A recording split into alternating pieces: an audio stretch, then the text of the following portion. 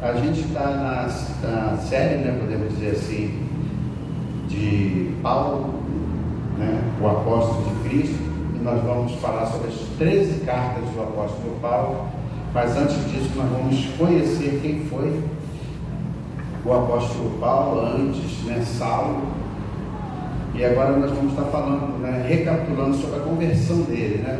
Na verdade, o apóstolo Paulo, ele tinha, né, enquanto Saulo, ele tinha dupla cidadania, né, ele era judeu e era romano, né, e por isso, por ser romano, ele tinha algumas vantagens, por ser judeu também tinha algumas vantagens, né. Ele era um homem muito culto, ele estudou aos pés, né, do professor Gamaliel, que era um mestre, né, na época. Ele fazia parte do Sinédrio.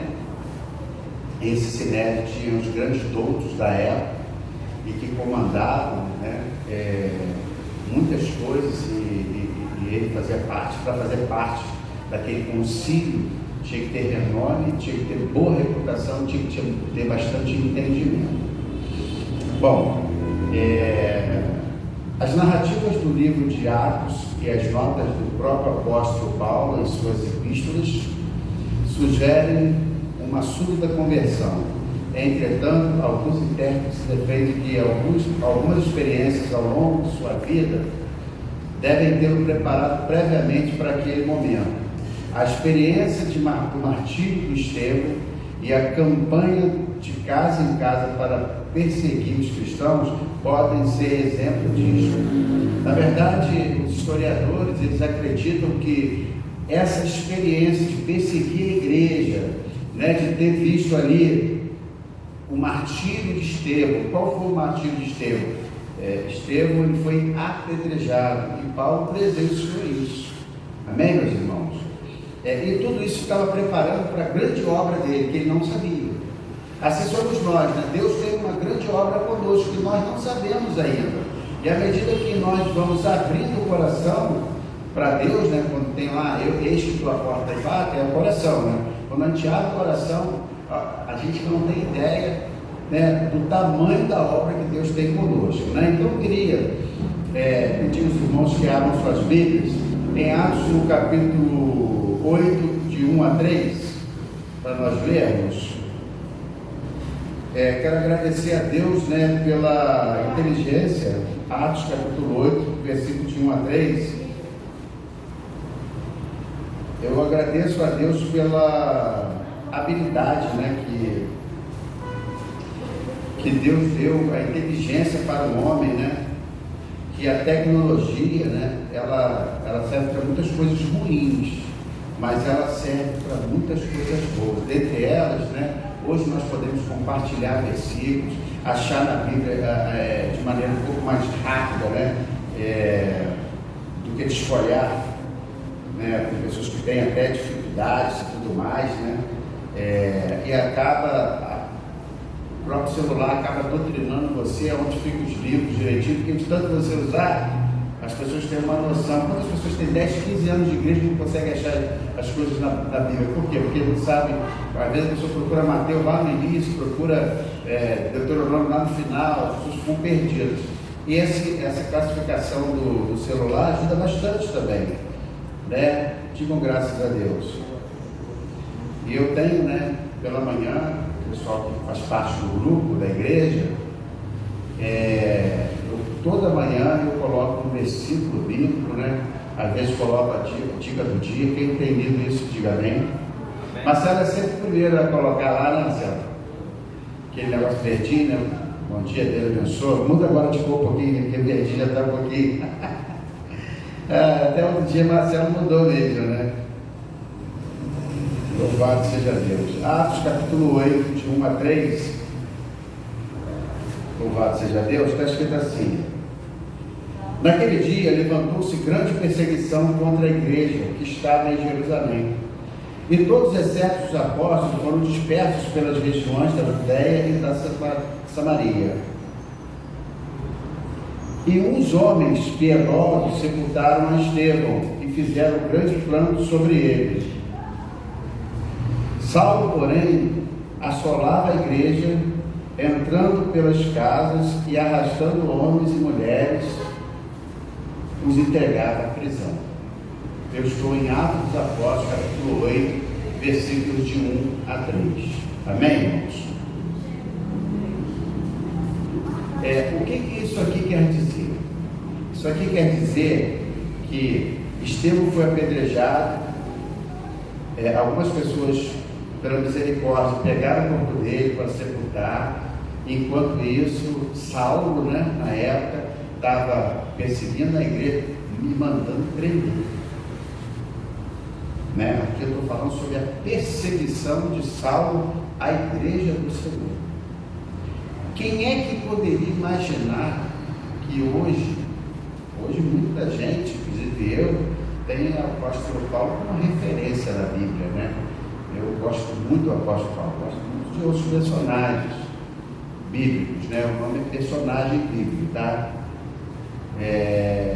Mas o apóstolo Paulo, ele se destaca até pela fala dele, pelo carinho com as igrejas, E ele sabia tratar cada igreja de uma forma, ele admoestava alguns, fazia carinho, outros, Timóteo, por exemplo, era um diácono novo, ele preparou Timóteo, E lá nas cartas de Timóteo, o apóstolo Paulo fala sobre a precipitação em colocar a mão na cabeça, de alguém neófito, não preparado. Então ele preparou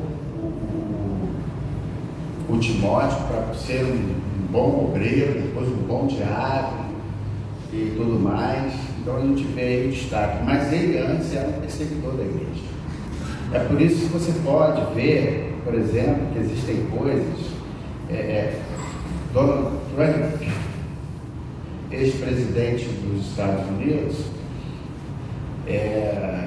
um homem desse que fez tudo a mão de ferro, pode se converter, porque ele é cristão, para quem não sabe, Mas ele pode se converter efetivamente e virar uma pessoa assim, bondosa, uma pessoa não tão arrogante, Converter a conversão, Se a pessoa é arrogante, vai ser arrogante mais. Se a pessoa é violenta, vai ser violenta mais. É converter para coisas boas, Isso é conversão. Digam graças a Deus. E a conversão de Paulo de Tarso, é justamente porque ele mudou da água para o vinho. Juliana, pedi para ficar do lado de cá, por favor, atrás da evangelista Maria. Digam graças a Deus, que ali tem um panorama melhor. O que se sabe realmente é que Paulo de Tarso partiu furiosamente em direção a Damasco, com o intuito de destruir a comunidade cristã daquela cidade. De repente, algo inesperado aconteceu, algo que causou uma mudança radical, não só na vida de Paulo de Tarso, mas no curso da história. Por isso que a gente vai falar sobre a trajetória dele. E aí, eu lembro que eu estou recapitulando, porque nós falamos um pouco na última aula sobre Paulo, essa parte de Atos dos Apóstolos, do 9, de 3 a 6, que diz assim, não precisa ir lá, eu vou ler aqui. E indo no caminho, aconteceu que chegando perto de Damasco, subitamente o cercou um resplendor de luz no céu, e caindo em terra, ouviu uma voz que lhe dizia: Saulo, Saulo, por que me persegues? E ele disse: quem és, Senhor? E ele disse: o Senhor: eu sou Jesus, a quem tu persegues. Duro é para ti recalcitrar contra os aguilhões. E ele, tremendo e atônito, disse: Senhor, que queres que eu te faça? E disse-lhe o Senhor: levanta-te e entra na cidade, e lá te será dito o que te convém fazer. Amém? O que Deus, Jesus é Deus, falou naquele momento: agora eu estou no controle de tudo, mas a partir de agora você vai fazer exatamente o que eu te mandar fazer. Ali começou a conversão dele, porque a fala dele já é diferente. Senhor, o que queres que eu te faça? Tá? Se ele falou assim, que era um homem que perseguia a igreja, ali ele já estava quebrantado. Digam graças a Deus. E isso é muito interessante, porque existem pessoas, quero falar aqui assim sobre algumas coisas que acontecem. Cada um tem a sua história.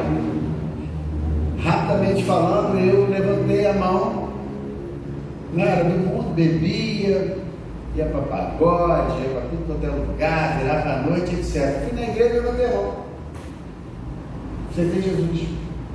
E de lá para cá, eu nem olhei para trás, só fui progredindo para as coisas de Deus e regredindo para as coisas do mundo. Tem pessoas não. Vai na igreja, não aceita Jesus, vai daqui um mês também não aceita, vai no outro ano e tal, aí começa, vai aqui, vai ali, aí daqui a 5 anos aceita Jesus, mas não firma. Tem gente que é imediatamente. A obra de Deus na minha vida foi imediata. Deus falou assim, ó, você a partir de agora. Cada um que está aqui foi de uma maneira. Eu estava no local, Deus falou no meu coração. Então, há muito tempo eu ia na igreja, mas não tinha tomado uma decisão. Cada um é assim. Tem pessoas que a obra é rápida, Deus tem pressa. E tem outras pessoas que demoram um pouco mais. Mas isso tem muito mais a ver com a pessoa do que com Deus. Porque Deus não obriga ninguém a servir. A não ser que exista um propósito. Quando Deus tem um propósito, Ele traz, nem que seja pela nariz. Lá, está escrito isso na Bíblia, né? Depois os irmãos podem até pesquisar, que o Senhor, quando o Senhor Ele quer que você chegue até Ele, e há uma resistência, Ele pega com um anzol e puxa pelas narinas. Amém, irmãos?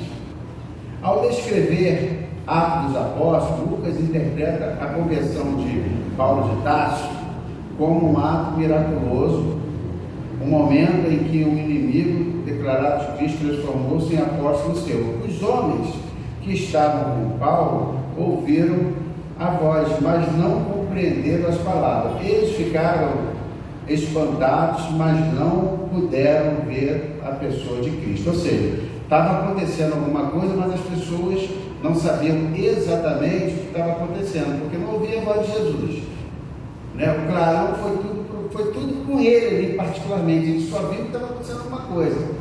E o autor aqui desse estudo, daqui a pouco nós vamos dar os créditos para ele defende que Lucas, que escreveu Atos dos Apóstolos, né? Ele defende isso, mas não se pode afirmar que foi Lucas que escreveu. Por que a maioria dos historiadores, dos estudiosos, defende que foi Lucas? Porque Lucas era um médico, uma pessoa de cultura. E o Atos dos Apóstolos tem uma escrita, tem uma fala, tem, né, uma, vamos dizer assim, é contado de uma maneira nivelada por cima. Então acredita-se que no meio daqueles ali, quem presenciou juntamente com o outro foi o Lucas, e o Lucas, por ser médico, que escreveu, porque Atos dos Apóstolos, todo o desenvolvimento do Atos dos Apóstolos, a gente vê que escreve muito bem, é alguém que escrevia muito bem. Não pode ter sido Pedro, né? Pedro era semi-analfabeto, era um pescador sem instrução. Pedro, Tiago, poderia ser Mateus, por exemplo, que era um cobrador de impostos, um homem que era inteligente, tudo, mas assim, culto mesmo era Lucas. Todos estão entendendo de igualmente. Por outro lado, Paulo viu Cristo ressurreto e ouviu suas palavras.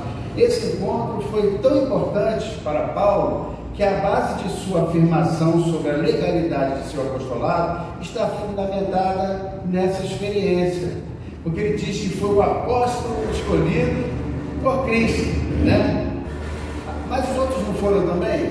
Só que os outros foram escolhidos por Cristo, homem. Ele foi escolhido por Cristo, Deus, porque foi depois da ascensão. Quantos entendemos, digo amém? Era uma aposta diferenciada, né? Se ou não, irmãos? Considerando que Paulo de Tarso não havia sido um dos 12 apóstolos de Jesus, além de ter perseguido seus seguidores a necessidade e importância da revelação pessoal de Cristo. Para Paulo, fica evidente, essa experiência transformou Paulo de Tarso profundamente, como é possível notar. Então nós vamos ver alguns tópicos aqui e falar sobre cada um deles. O primeiro é: respondeu ao chamado de Cristo. Se os irmãos quiserem anotar, que eles estiverem anotando, ele respondeu ao chamado de Cristo. Ele de perseguidor, ele virou pregador do Evangelho, e ele teve uma mudança de vida total. Então vou repetir: ele respondeu ao chamado de Cristo, de perseguidor a pregador do Evangelho, e mudança de vida total. Amém, irmãos? Se alguém tiver aqui esse tripé, pode considerar-se muito abençoado ou abençoada, porque é muito bom você responder um chamado, né? Você, perseguidor ou de pessoa que não ligava para o Evangelho, virar um pregador e a tua vida mudar. Ah, quem é fulano de tal? Ah, fulano de tal chama-se Robson. Tá, ele está convertido? Não, ele vai na igreja. Ué, ele vai na igreja e está convertido? Não, ele vai na igreja. Por que você não está falando que o Robson, estou inventando o nome aqui, não é convertido, ele apenas vai à igreja? Ah, porque tudo que ele fazia, ele continua fazendo. Conversão e mudança de vida. Repitam comigo: conversão é a mudança de vida. Então, respondendo ao chamado de Cristo, o primeiro aspecto da mudança na vida do apóstolo Paulo, para ele ter respondido esse chamado, pode ser percebido quando imediatamente ele responde à voz de Cristo: Senhor, que queres que eu faça? Que está lá no versículo 9 de Atos, versículo 6, capítulo 9. Essa pergunta marcou o começo do seu novo relacionamento com Cristo. Então, vê lá em Atos, capítulo 9, versículo 6, vocês vão ver, tá? Vocês podem marcar aí. Não, Atos, espera aí. Atos 9, 6.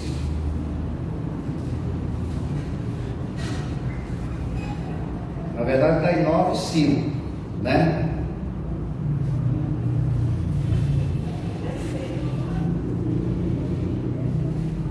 Senhor, que queres que eu te faça?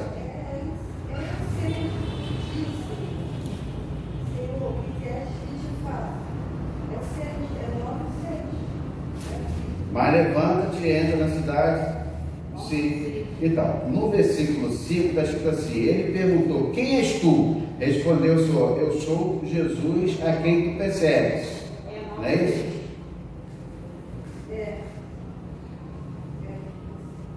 Vamos ver logo 1, para a gente entender, que é de 1 a 3, né? Saulo, porém, respirando ainda ameaças e morte contra os discípulos do Senhor, dirigiu-se ao sumo sacerdote. Pediu, vamos, porque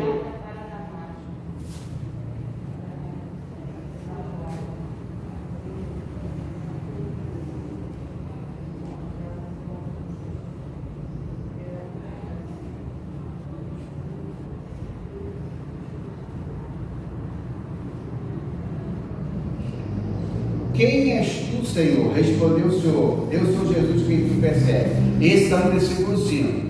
Não é isso, irmãos? O relacionamento com Deus. A gente ouve hoje muito assim nas lives, né? De relacionamento com Deus. Abra a tua Bíblia em Gálatas capítulo 2, versículo 20.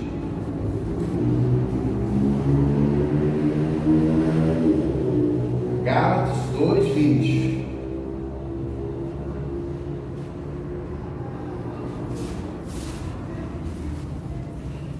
Tá? Para a gente falar sobre relacionamento do Paulo com Deus. Já estou crucificado com Cristo, e vivo não mais eu, mas Cristo vive em mim. E a vida que agora vivo na carne, vivo-a na fé no Filho de Deus, o qual me amou e se entregou a si mesmo por mim. Aqui ele está dizendo, Gálatas é uma das cartas, uma das 13, tá, irmão? Está dizendo sobre o novo relacionamento dele. Ele já não vive ele, mas Cristo vive nele. Amém, irmãos? Aí de perseguidor a pregador do Evangelho. A mudança radical que atingiu a vida do apóstolo Paulo fica evidente na mensagem que ele começou a pregar na própria cidade de Damasco.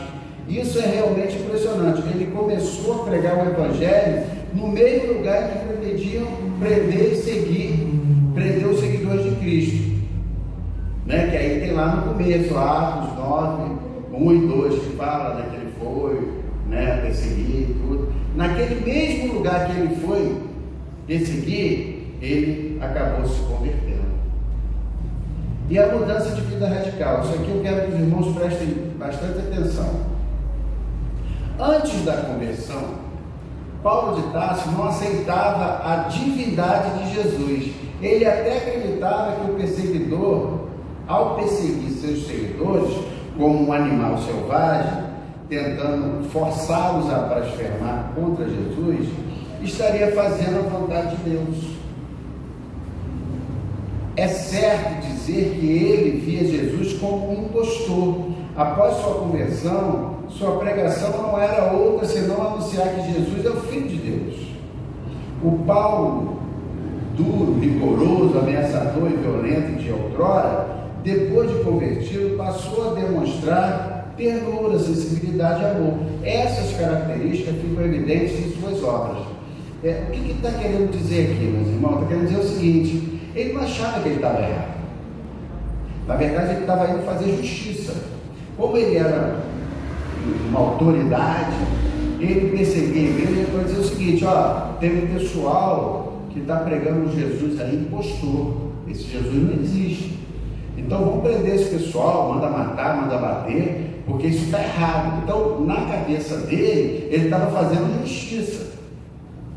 Né? Ele não era contra Jesus, ele era contra um impostor, né? Ele achava até que estava fazendo a vontade de Deus. Abra tua Bíblia em Atos dos Apóstolos, capítulo 26, de 9 a 11, para os irmãos entenderem.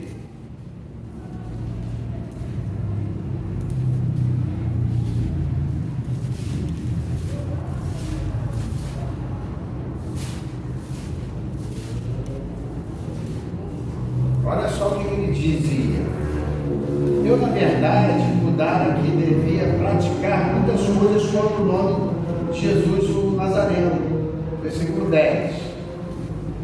O que com efeito fiz em Jerusalém, pois havendo recebido a autoridade dos principais sacerdotes, não somente encerrei muitos dos santos em prisões, como também dei o meu voto contra eles quando os mataram.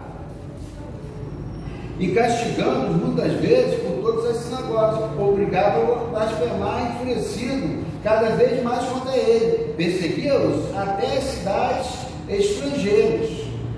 A gente lê mais um pouquinho, indo com este encargo a Damasco, munido de poder e comissão dos principais sacerdotes. Ao meio-dia, ó rei, vi no caminho uma luz do céu que excedia o esplendor do sol, resplandecendo em torno de mim e dos que iam comigo. E caindo nós todos por terra, ouvi uma voz que me dizia em língua hebraica: Saulo, Saulo, por que me persegues? Dura coisa te é recalcitrar contra os aguilhões. Disse eu: quem és, Senhor? Respondeu o Senhor: eu sou Jesus, a quem tu persegues.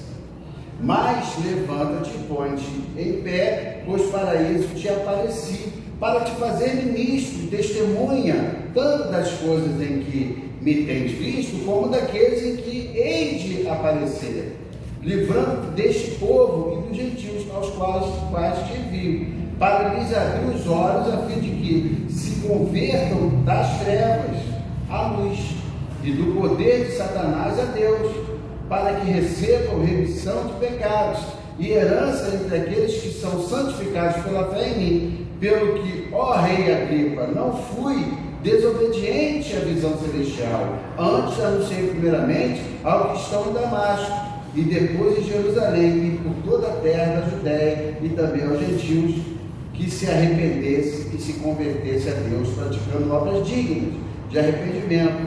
Por causa disso, os judeus me prenderam no templo e procuraram matar-me, tendo, pois, alcançado socorro da parte de Deus.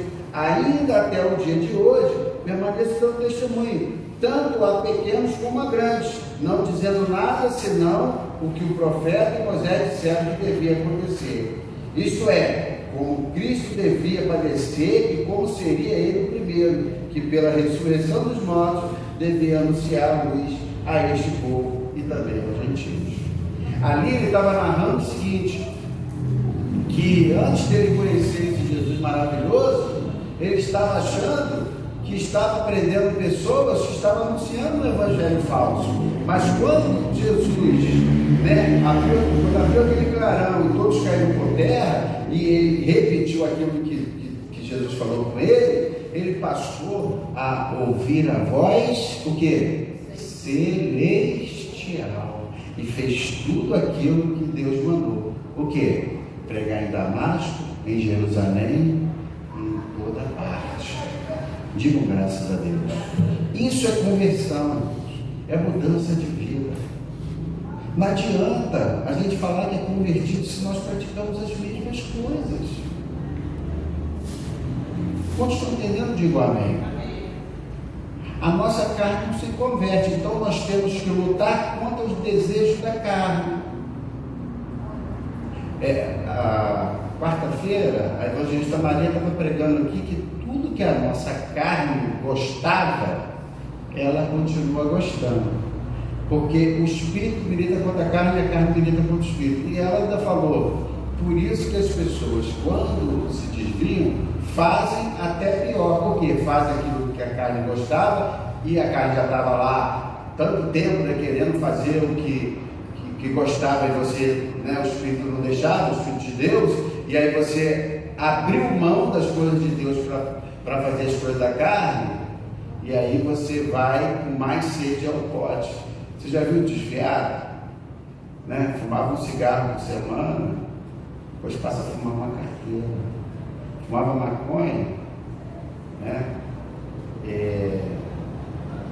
que é uma droga mais leve, que é uma erva menos nociva, passa a usar cocaína. Usava cocaína, passa a usar heroína, crack, não sei o que. Tomava cerveja, passa a tomar cerveja e tomar outras bebidas mais fortes. Tinha 2 mulheres, passa a ter 3, 4.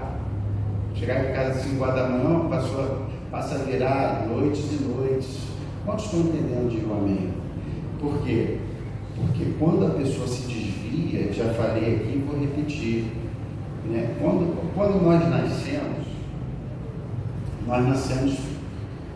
com pecado, que é chamado pecado original, porque teve uma origem o pecado, também. E até o catolicismo acredita que quando batiza, por aspersão, existem 2 tipos de batismo, no cristianismo, de aspersão e por imersão. Aspersão é quando joga, salpica água na cabeça da criança, e imersão é quando imerge, que normalmente nós cristãos fazemos por imersão, mas tem igreja evangélica que batiza por aspersão, a saber, igreja presbiteriana. Amém? Nós aqui fazemos por imersão, porque é o mesmo batismo que Jesus no Rio Jordão fez. Mas a gente não tem condições de ir no Rio Jordão, mas vai na piscina, vai no Rio. Eu já vi até batismo na praia, vi pela internet, batismo na praia. Eu nem sabia que existia batismo na praia, mas batismo é imersão, pode ser até numa caixa d'água. O ato do batismo é morrer para o mundo e ressuscitar com Cristo, anunciando publicamente a sua nova vida, uma nova criatura. Eu tenho falado com os irmãos e vou repetir: esquece a parte tradicional. Não vou me batizar no rio, Por incrível que pareça, nós batizamos aqui nas águas do rio, né? Lá do presbítero Reinaldo, que o sítio dele tem um rio, a gente leva lá, né? Está à disposição, à disposição, a gente faz isso. Mas não existe problema nenhum em ser uma piscina, em ser um tanque, né? Porque Filipe, ele batizou aquele etíope, né? Aonde? Uma poça d'água. Lembra aquela passagem, né? Que ele estava lendo o livro de Isaías, ele falou: está entendendo, Isabel? Como é que eu posso ler se não tem ninguém que me ensine? E ali, Filipe explicou para ele, ele se converteu, né? Aquele homem se converteu, aquele mundo, né? E ali ele foi batizado. Tá? Então, vamos evitar as coisas tradicionais. O que é tradicional? O batismo só serve se for no rio. Não, o batismo serve se ele for de verdade. Amém, irmãos? Tem pessoas que se batizaram num tanque de verdade e mudaram, né? E tem pessoas que foram no rio, às vezes foram até Israel, no Rio Jordão, e continuam as mesmas coisas, fazendo as mesmas coisas. Você entende isso? Diga a mim. Mas o que eu quero ressaltar aqui é que o apóstolo Paulo, ele teve uma mudança de vida. Eu quero profetizar para você e para mim uma mudança de vida. Olá, vai passando ali aqui, homem de Deus, o grande testemunho, mãe, mulher de Deus, grande testemunho. Você está entendendo? Diga a mim. Agora nós vamos falar o início do ministério do apóstolo Paulo, que a gente estava falando sobre a conversão dele. Agora a gente vai falar sobre o início, né, do ministério do apóstolo Paulo. Amém? Agora o tópico é esse. Após o encontro que teve com Cristo, o apóstolo Paulo chegou em Damasco e recebeu a visita de Ananias, que o batizou. Também foi ali, naquela mesma cidade, que Paulo começou sua obra evangelística. Amém? Não há informações detalhadas sobre os primeiros anos do seu ministério. O que se sabe é que o apóstolo Paulo pregou rapidamente em Damasco e depois foi passar um tempo na Arábia. A Bíblia não esclarece o que ele fez ali, nem mesmo qual lugar específico da Arábia que ele ficou. Depois o apóstolo Paulo retornou a Damasco, onde sua pregação provocou uma oposição tão grande que ele precisou fugir para salvar sua própria vida, que fica em 2 Coríntios, capítulo 11, 32 e 33. Então vamos em 2 Coríntios, capítulo 11, 32 e 33.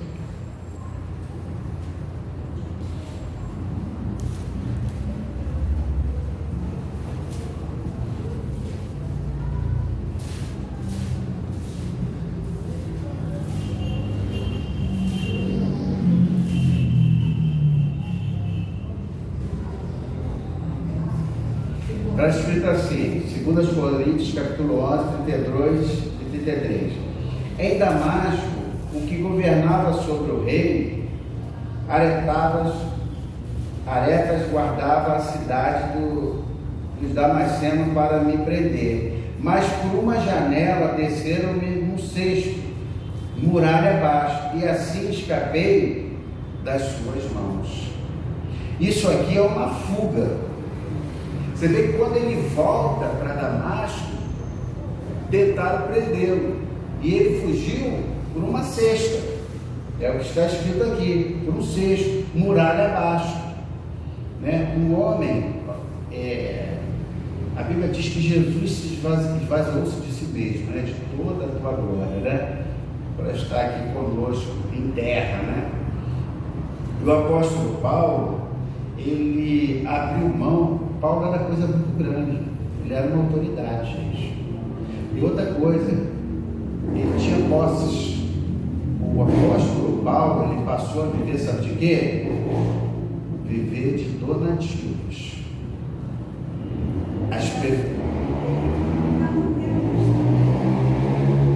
Não entendi. Sim, sim. As tendas que ele fabricava era para o sustento dele. Tem na Bíblia sobre isso.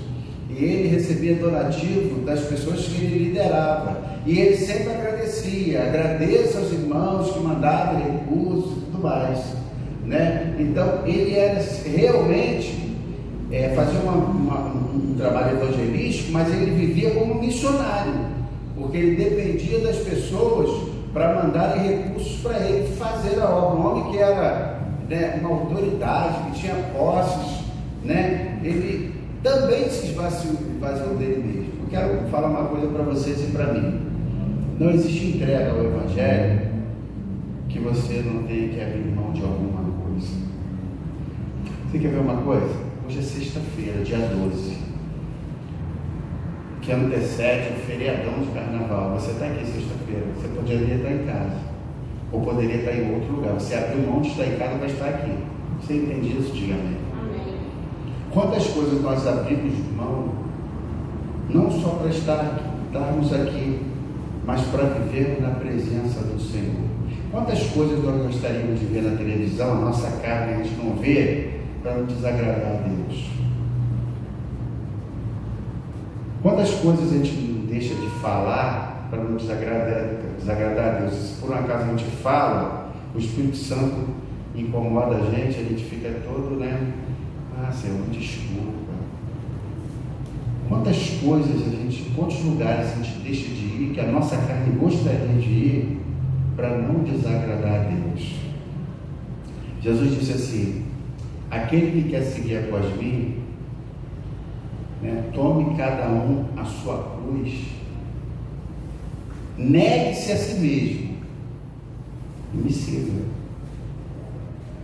Então você tem que negar, abrir mão para fazer as coisas de Deus. Não existe entrega para o Senhor Jesus que você não tenha que abrir mãos. Quantas vezes? Hoje não, hoje eu tive um dia muito tranquilo a nível de trabalho, mas a maioria das sextas-feiras que eu chego bastante cansado. Eu abro mão de um dia inteiro de trabalho, abro mão de ir para casa, para vir direto para a igreja. Eu chego aqui cansado para dar aula para vocês sexta-feira. Hoje foi até diferente, eu não precisei fazer isso, mas eu abro mão do meu descanso para estar aqui, né? E os irmãos, cada um abre mão de alguma coisa para estar aqui e para servir esse evangelho. Não existe evangelho sem entrega. Ou você entrega, ou você finge que está vivendo o evangelho. Você entende isso? Diga amém. Não há informações detalhadas sobre os primeiros anos do seu ministério. Nós já vimos aqui essa parte. Naquela ocasião, ele fugiu para Jerusalém, está lá em Gálatas 1:18, nós vamos ler.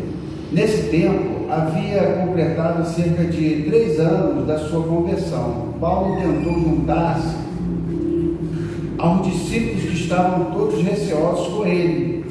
Foi então que Barnabé se dispôs a apresentá-lo aos líderes dos cristãos. Entretanto, seu período em Jerusalém foi muito rápido, pois novamente os judeus procuravam assassiná-lo. Presta bem atenção, irmãos, olha só. Paulo foi para Tarso perseguir a igreja, né? Depois ele teve que viajar, porque ele já estava convertido, a caminho ele se converteu, para fazer a obra. Depois ele voltou a Tarso e tentava prender ele. Ele fugiu através de um cesto de muro abaixo. Depois ele teve que ir, ele foi, né, para Jerusalém. Chegando lá, os judeus queriam o quê? Assassiná-lo. Então ele era cidadão judeu. Então o judeu queria assassiná-lo. Ele era cidadão romano. Os romanos queriam prendê-lo, julgá-lo e assassiná-lo. Tanto que ele voltou, depois de toda essa trajetória. Olha, ele tinha 3 anos já que ele estava fazendo a obra. Quando ele volta para Jerusalém, o próprio judeu quer prendê-lo. Por conta disso, os cristãos decidiram despedir Paulo, uma decisão confirmada pelo Senhor numa visão, segundo o que ele próprio afirma em Gálatas 1,18. Ele ficou somente 15 dias com Pedro, porque assim, vamos lá em Gálatas 1,18, que eu quero, já abra lá em Gálatas 1,18, enquanto eu leio aqui. Ele ficou somente 15 dias com Pedro, né? Essa informação se harmoniza com o relato em Atos 22, 17 e 21. Paulo acabou deixando Jerusalém antes que pudesse se encontrar com os demais apóstolos e também antes de tornar conhecido pessoalmente pelas igrejas da Judéia. Porém, os crentes de toda aquela região já ouviam as boas novas sobre Paulo. O que acontece, irmãos? Ele, o apóstolo de Cristo, Paulo, ele foi o quê? Ele foi escolhido por Jesus. Jesus já tinha feito a ascensão. Ele foi para Jerusalém para conhecer quem? Os apóstolos que Jesus escolheu antes de ascender. Amém? E aí ele teve com Pedro só 15 dias.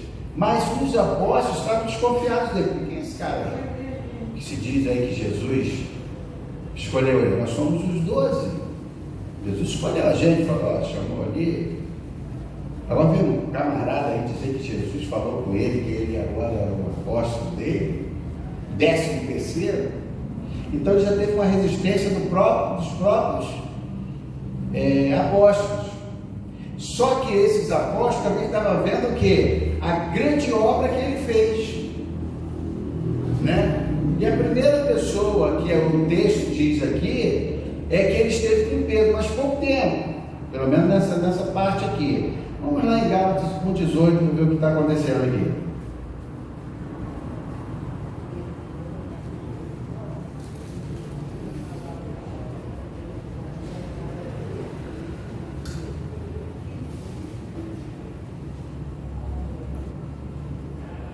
Depois, passados 3 anos, subi a Jerusalém para visitar a Cefas e demorei com ele 15 dias. Cefas aqui é Pedro, tá? Amém, irmãos? Então, isso aqui é só a referência bíblica que comprova o que a gente está falando aqui, né? A gente vai estar sempre, isso chama-se referencial teórico. Nós vamos lá na Bíblia, ó, o que eu estou falando aqui está lá. Alguns a gente não lê, outros a gente lê, né? Porque senão a gente fica lendo tudo também, né?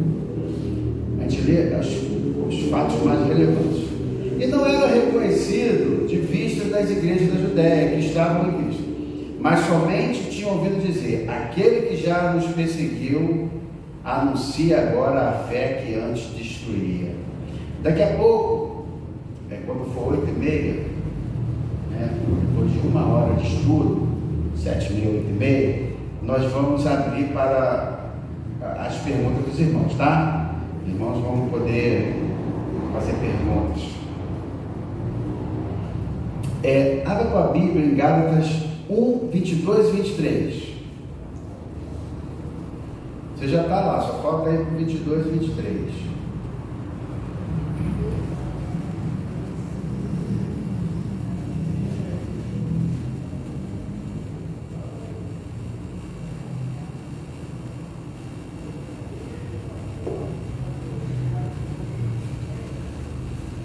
Não era reconhecido de vista das igrejas de Cristo na Judéia, mas somente tinham ouvido dizer: aquele que outrora nos perseguia, agora prega a fé que antes procurava destruir. Olha que coisa tremenda, né?